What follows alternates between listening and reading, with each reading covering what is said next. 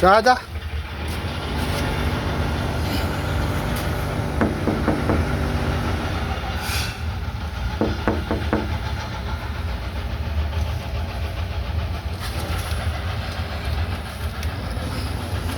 Sarado.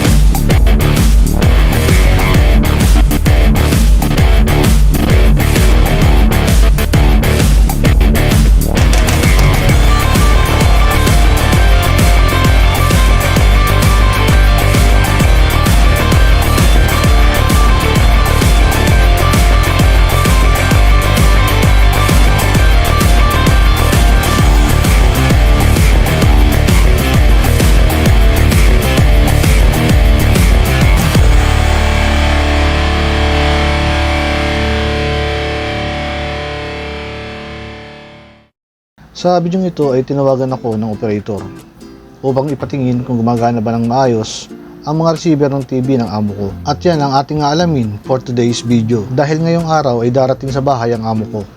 At isa sa paborito niyang tambayan ay ang salon upang doon manood ng TV. Dito kasi sa bahay ng amo namin ay hindi lang isang receiver ang meron sila. Dahil kung andito ka rin sa Saudi Arabia ay marahil nakaka-relate ka. Lalo na kung ang trabaho mo ay related sa pagiging maintenance gaya ko. Dati naman ay hindi ko rin alam ito.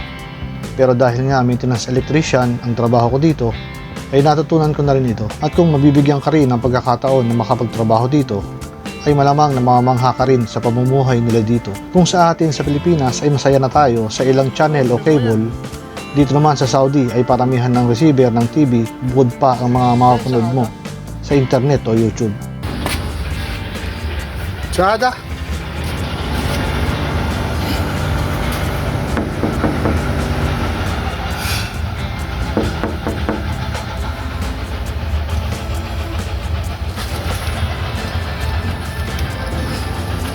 Sarado. Bukas pala. Sada. Sada. Yung tao. Chika lang yung TV.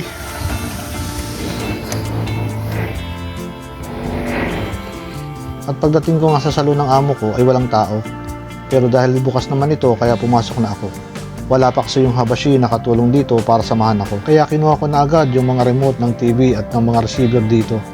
At kung makikita nyo, napakarami ng remote na ito. Ngayon ay isa-isa ko nang susubukang paganahin ang bawat receiver ng TV na ito. Kailangan ay ready na ito bago pa dumating ang mga amo ko. Dito, kailangan kung may papagawa sa'yo, kailangan may kasama kang katulong dito para magbantay sa'yo. Hindi naman sa dahil walang tiwala ang mga amo ko. Kailangan talaga na may kasama kaming katulong dito kapag kami ay may trabaho.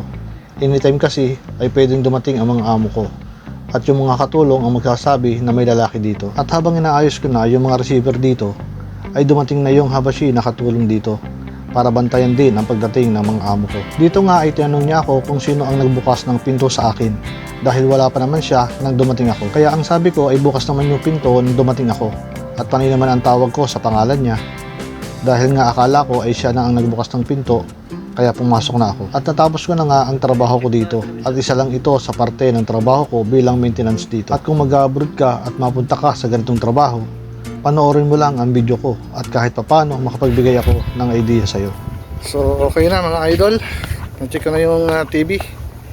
Ganyan talaga yung ating trabaho for today's video.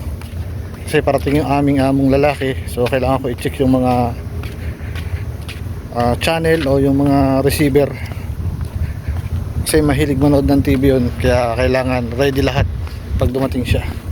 So yun lang guys, this is Richard Mix TV. See you to my next vlog. Peace out.